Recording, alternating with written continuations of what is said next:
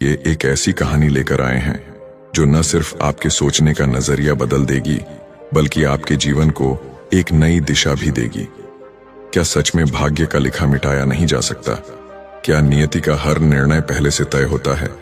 और सबसे अहम सवाल, अगर सब कुछ तय है तो फिर हमारे कर्म का क्या महत्व है?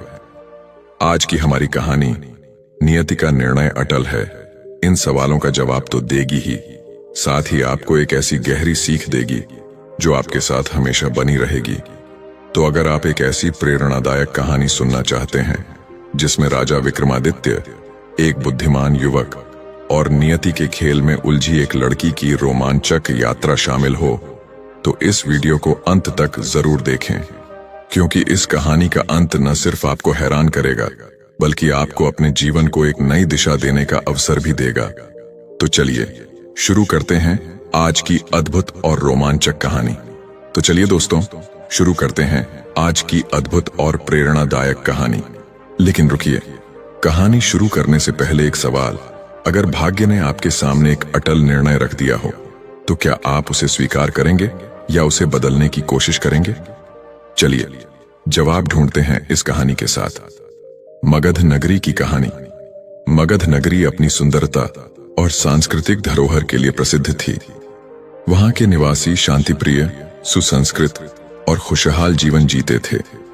लेकिन उनमें सबसे ज्यादा चर्चा में रहने वाला व्यक्ति था तेजस्वी, जो अपने अनोखे व्यक्तित्व और चतुराई के लिए जाना जाता था। तेजस्वी का असली नाम विशाल था, परंतु उसकी तीव्र बुद्धिमत्ता और हर समस्या का हल निकालने की क्षमता के कारण सभी उसे तेजस्वी कहने लगे थे। तेजस्वी अपने नाना नानी के साथ मगध नगरी के छोटे से किनारे पर रहता था। उसके माता पिता का बचपन में ही एक दुर्घटना में देहांत हो गया था।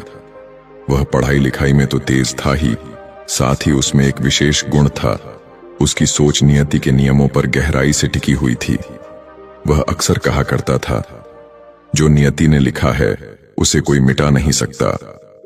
मगध नगरी से कुछ दूरी पर सेंधव का विशाल साम्राज्य था, जहां राजा विक्रमादित्य का शासन था। राजा विक्रमादित्य अपने ज्ञान, न्यायप्रियता और साहस के लिए प्रसिद्ध थे। एक दिन राजा विक्रमादित्य को एक सपना आया। सपने में एक दिव्य पुरुष ने उनसे कहा, मगध नगरी में एक साधारण लड़का है जो तुम्हारे भाग्य को बदल सकता है। वह तुम्हें नियति के गूढ़ रहस्यों को समझने में मदद करेगा। सपने से प्रभावित होकर राजा विक्रमादित्य ने अपने सेनापतियों और मंत्रियों के साथ मगध नगरी जाने का निर्णय लिया। उन्होंने नगरी के निवासियों से पूछा, यहां कौन सबसे चतुर और ज्ञानी है?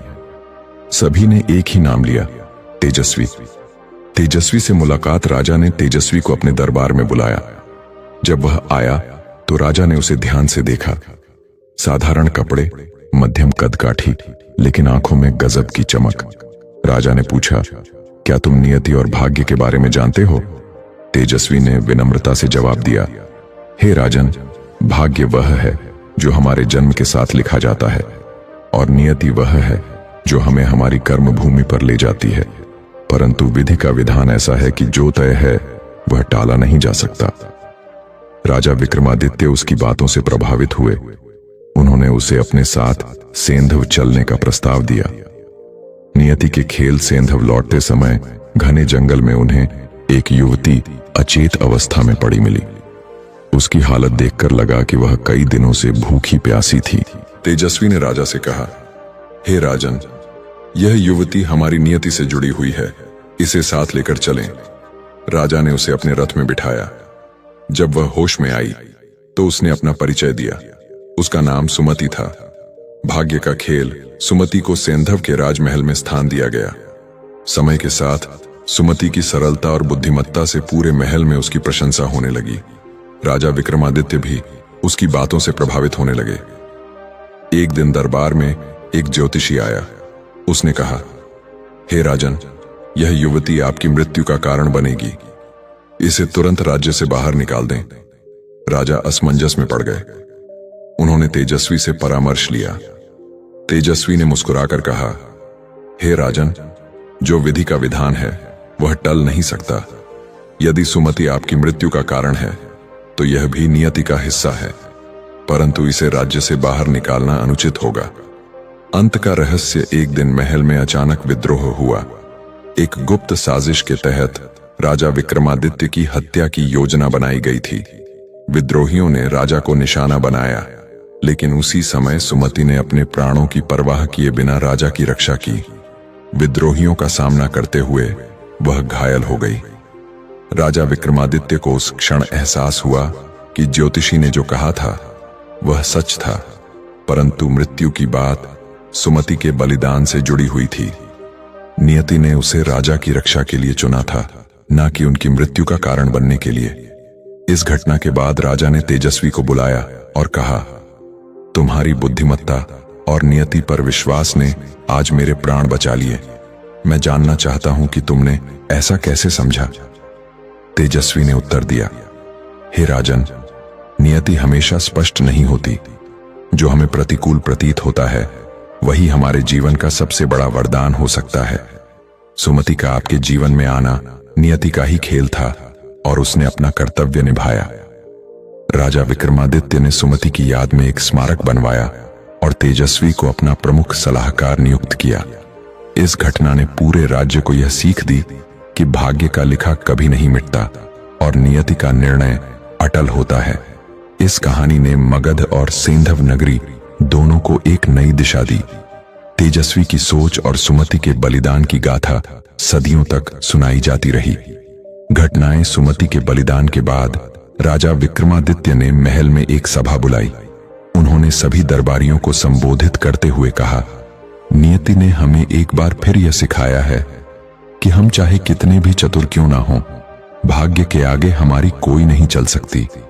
सुमति के बलिदान ने हमें यह सिखाया है कि नियति का हर निर्णय हमारे लिए आवश्यक होता है, चाहे वह प्रारंभ में हमें कठिनाईपूर्ण क्यों न लगे। राजा ने यह भी घोषणा की कि हर वर्ष सुमति की पुण्यतिथि पर राज्य भर में उसके नाम का उत्सव मनाया जाएगा। उन्होंने यह दिन नियति दिवस के रूप में स्थापित किया ताकि राज्य के सभी लोग नियति के महत्व को समझ सकें। तेजस्वी, जिसे अब पूरे राज्य में नियति का ज्ञानी कहा जाने लगा था, राजा से अनुरोध किया कि वह मगध नगरी लौटना चाहता है। उसने कहा, हे राजन, मेरा कर्म क्षेत्र मगध नगरी है। मुझे वहीं जाकर लोगों को यह सिखाना है कि नियति के सामने हार मानने का अर्थ यह नहीं कि हम प्रयास ना करें, बल्कि इसका अर्थ यह है कि हमें हर परिस्थिति को स्वीकार कर अपने कर्मों से अपने भाग्य को उज्जवल बनाना चाहिए। राजा ने उसकी इच्छा को सहर्ष स्वीकार किया और उसे मगध नगरी का संरक्षक घोषित कर दिया। एक नई चुनौती। तेजस्वी जब मगध नगरी लौट रहा था तब रास्ते में उसे एक वृद्ध महात्मा मिला। महात्मा ने उससे कहा, बेटा, तुम बहुत चतुर हो, लेकिन याद रखना, नियति का हर खेल इतना आसान नहीं होता। कभी कभी यह हमारी परीक्षा भी लेती है। तेजस्वी ने साधु से उनकी बात का अर्थ पूछा। महात्मा ने एक छोटी सी कथा सुनाई। कई वर्ष पहले एक राजा ने अपने राज्य के सबसे ईमानदार और मेहनती मंत्री को जेल में डाल दिया। कारण था कि राजा को स्वप्न में एक भविष्यवाणी मिली थी कि वह मंत्री उसका राज्य छीन लेगा। राजा ने अपनी सुरक्षा के लिए ऐसा किया, लेकिन नियति ने खेल ऐसा रचा कि राजा का अपना ही पुत्र, जो मंत्री के पक्ष में था, राज्य का विद्रोही बन गया। अंततः राजा ने महसूस किया कि उस भविष्यवाणी का अर्थ मंत्री का राज्य छीनना नहीं, बल्कि उसकी सुरक्षा करना था। तेजस्वी ने यह कथा सुनी और उसे गहराई से सोचा। वह समझ गया कि साधु उसे यह सिखा रहे थे कि नियति की व्याख्या करना आसान नहीं होता।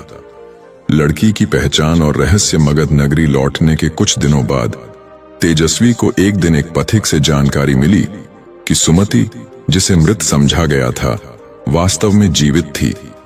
विद्रोहियों ने उसे मृत समझकर छोड़ दिया था। एक ग्रामीण ने उसे बचाया और अपने घर ले गया। तेजस्वी ने तुरंत राजा विक्रमादित्य को यह समाचार भेजा। राजा ने खुशी से आदेश दिया कि सुमति को सम्मान पूर्वक महल में लाया जाए। जब सुमति महल लौटी तो उसने बताया कि कैसे उसकी नियति ने उसे बचाया।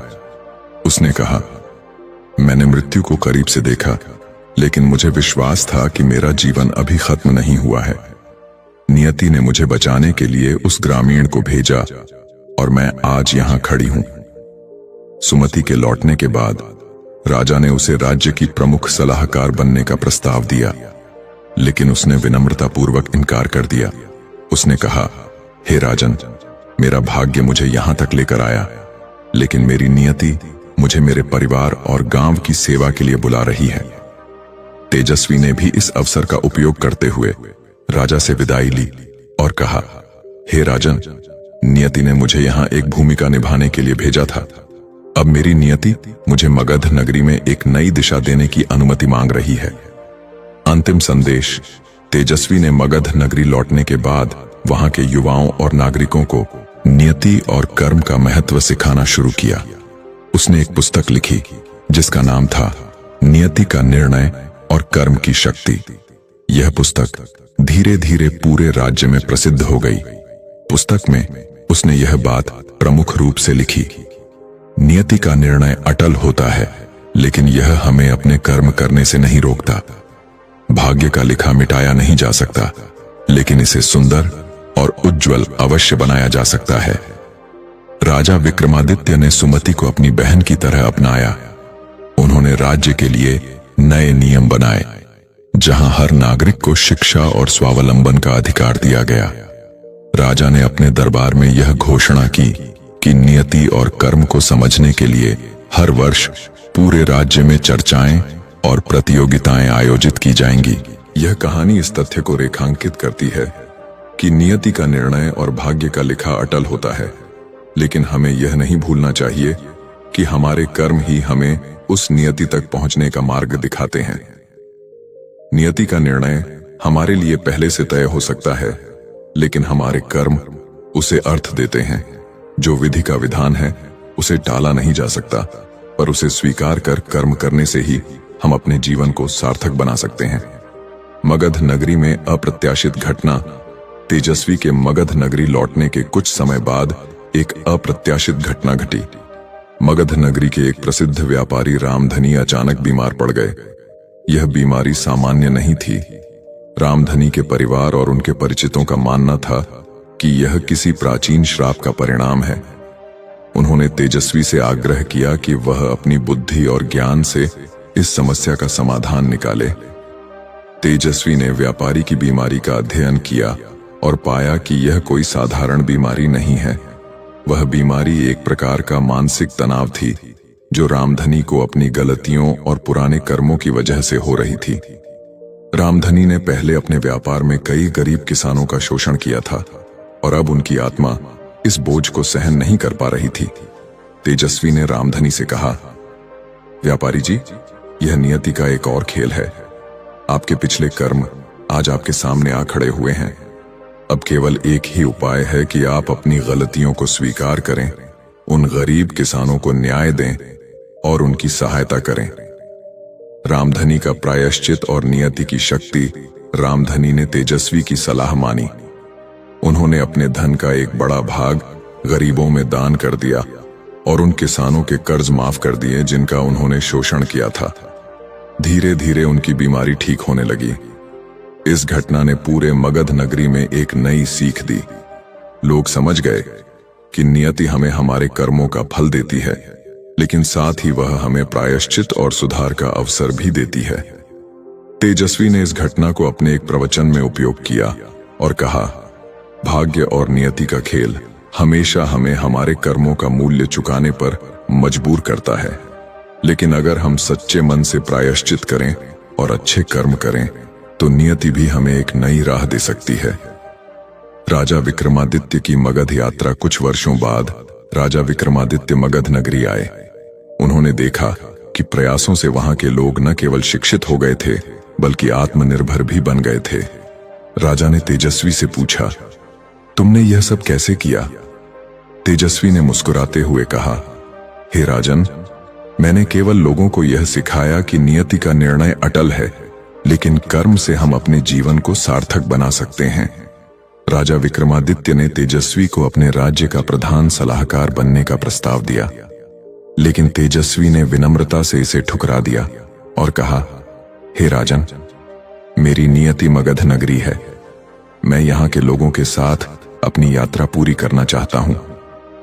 सुमति की नई भूमिका। सुमति, जो अब मगध नगरी में एक शिक्षक बन चुकी थी, महिलाओं को शिक्षित करने और आत्मनिर्भर बनने के लिए प्रेरित करती थी। उसने यह साबित किया कि एक साधारण लड़की भी अपने कर्मों से समाज में बड़ा बदलाव ला सकती है।